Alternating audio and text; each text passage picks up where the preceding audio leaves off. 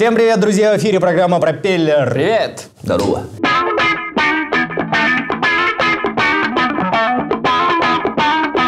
Сегодня у нас первый сюжет посвящен цветам, а вообще флористике на самом деле. Это искусство составления композиций из цветов. Вот если вы покупаете букеты девушки, допустим, сразу же можно определить, нормально это букет или нет. Вы должны его просто вот так поставить, и он должен стоять. В смысле, букет без вазы должен стоять? Да. Скажи, пожалуйста, ты своей девушке такой подарил? Вот она поставила, он стоял? Он шел пешком.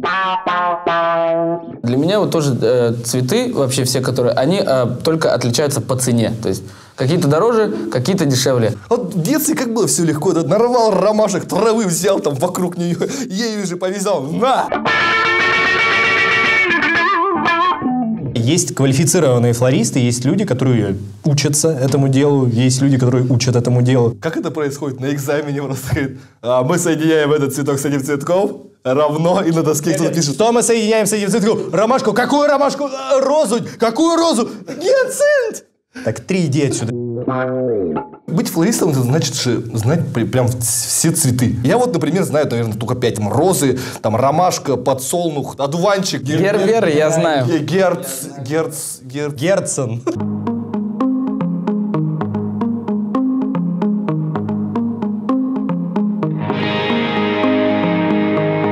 Флорист, пожалуй, самая романтическая профессия. Именно в такой обстановке флористы трудятся над созданием неповторимых букетов.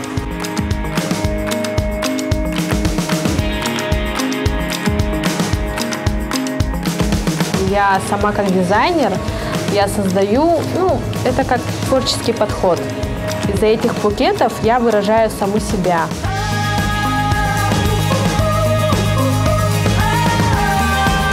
Мы сначала готовим свой рабочий стол. Секаторы, ножики, ножницы приготавливаем к работе. Потом делаем срезку. Это уборка называется, до своих цветков. Срезаем кончики под углом.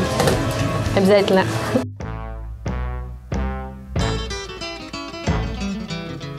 С чего мы начинаем создание букета? Чистим розу от шипов и листьев при помощи ножичков до середины, где-то так. Какой был самый большой заказ на вашей памяти? Скольки роз? 101 роза. Бывает, заказывают большие букеты, и они очень тяжелые. Например, 101 роза. Букет очень большой, и делают 2 флориста, считай, 1 букет.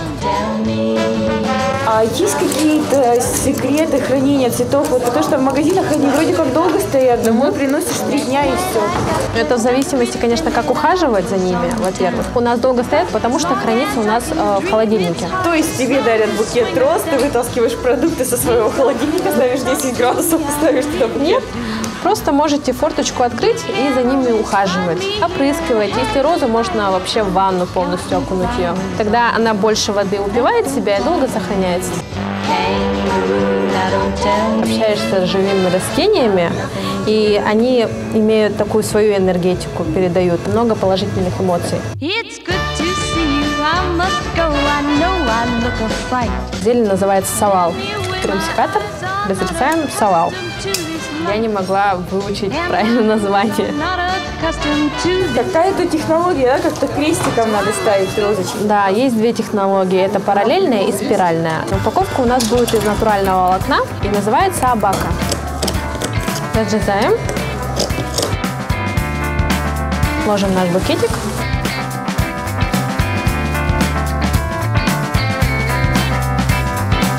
При каждой работе флорист оставляет чуточку своего, себя. Флористика – это само по себе искусство.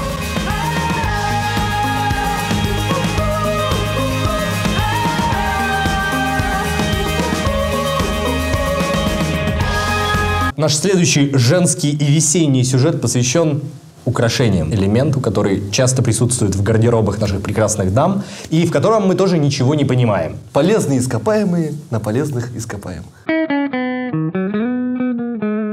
Мужик смотрит на девушку и думает, она в таком платье прям, да. Или... Ну и на украшение по-любому. Да, но никто не скажет, что у нее такие серьги. Колье. Вот это серьги! Вот такого я никогда не видел. А заколка, смотри, какая! Вот поэтому сразу понятно, для кого в конечном счете нужны украшения. Для женщин. Для самих женщин. Если им это нравится, Слушай, ну платить-то ты будешь в итоге, понимаешь? Ни для кого не секрет, что ювелирные украшения – один из самых впечатляющих подарков для девушки. Сейчас мы попробуем разобраться, как правильно подбирать украшения и как ухаживать за ними.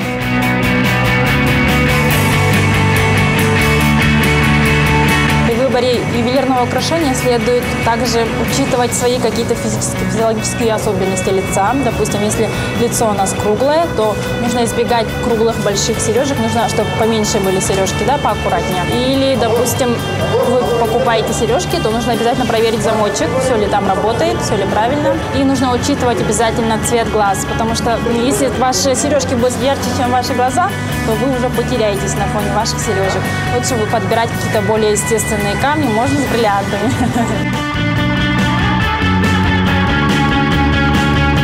Очень важно не только уметь носить украшения, но и ухаживать за ними, ведь неуязвимых камней и металлов не бывает. Что касается серебра, его можно протирать сухой тряпочкой и опускать в мыльный раствор. Допустим, украшение с позолотой нужно избегать контакта с водой, хранить отдельно от золота и серебра. Что касается золота, то нужно избегать попадания на него крема и духов. Лучше хранить их в сундучке.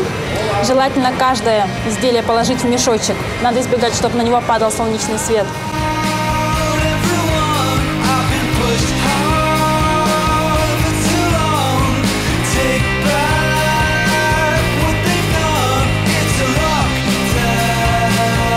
Одни из самых оригинальных украшений – изделия с этническими символами и узорами. Раньше украшения выполняли же такую функцию, как еще охрана от злых духов. У народа Саха прокалывались серьги до 5 лет, чтобы негативные какие-либо последствия не влияли. На уши одевались вот такие вот сережки замечательные, именно с узорами сакральными, чтобы они защищали от злых духов, оберегали. По-весеннему ярко и нестандартно будут смотреться изделия с крупными камнями. Камни, они влияют на человека. Нефрит даже может влиять на здоровье. Без украшений свою жизнь уже не представляем.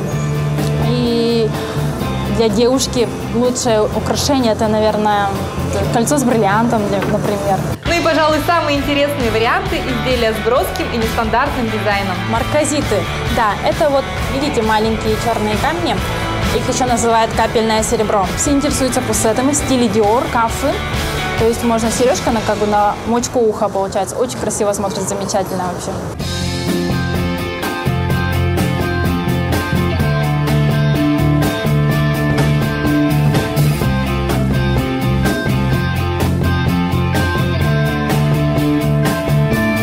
А мы переходим к нашему третьему сюжету, в котором будет рассказываться о приготовлении коктейлей в домашних условиях.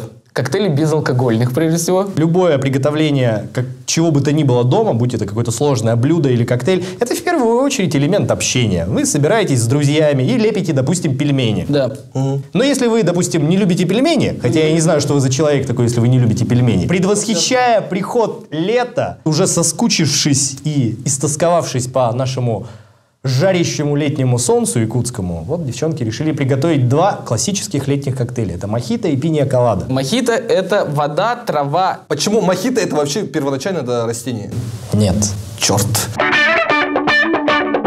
Пина-колада – это, по-моему, какой-то фруктовый коктейль, да? Или нет? Ну вот, давайте посмотрим сюжет и узнаем.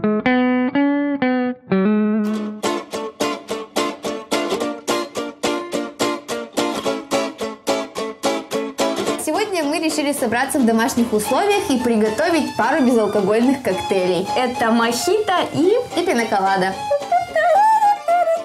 Ну давай тогда разделимся, я займусь мятой, а ты порежешь лайм. Давай. Ну рассказывай. Мохито – это любимый коктейль Эрнеста Хемингуэя и Фиделя Кастро. Больше мяты. Между пальцев зажимаем листик и со всей силы делаем та-дам! После этого, говорят, у нее аромат особый. Мне кажется, надолго это будет, этой ложкой. Ну, давай. Чтобы сахар немного размяк, надо добавить сюда лайма. Нужно, чтобы мята сок пустила, да? Я так понимаю. Не знаю, что.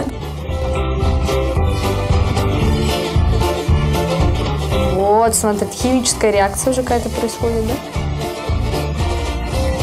У нас мохито не белый, а немножко с оттенком из-за того, что сахар тростниковый. Настоящий, из которого нужно делать мохито, да. Так. Неотъемлемую часть вообще любого коктейля занимает бокал и его украшения.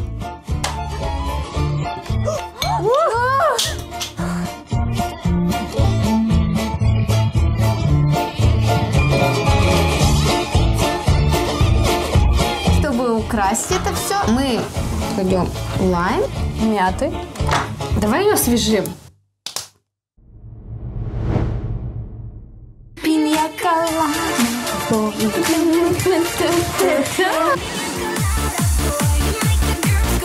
Ананасовый сок. Настоящий, натуральный. Есть сливки. Их нам нужно на глаз.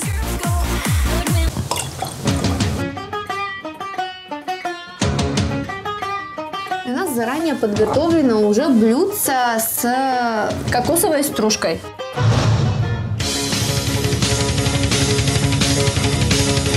И теперь непосредственно ананасики.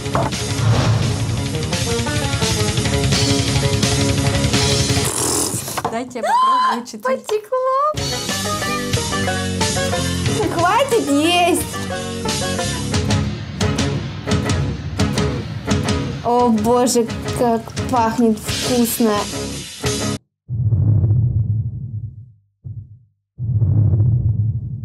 За весну и за лето.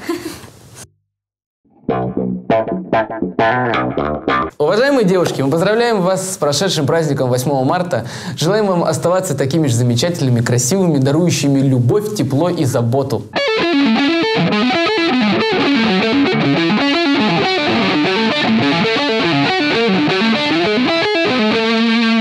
Вот на такой вот позитивной и прекрасной ноте мы заканчиваем нашу передачу. Увидимся с вами ровно через неделю.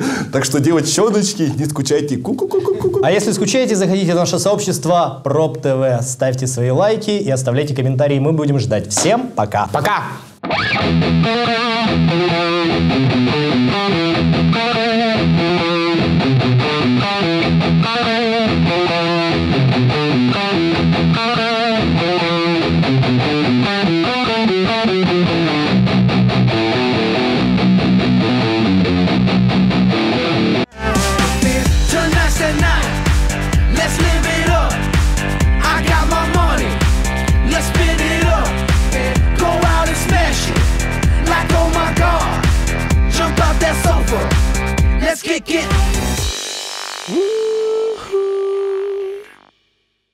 Моя игра 98.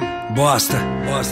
Нордстар представляет марш 19 число. СК Триумф. Концерт Басты при участии Тати. Билеты в Сахацирке и кинотеатр Центральный. Онлайн-продажа ЕКТРУ. Март 19 число. СК Триумф. Баста.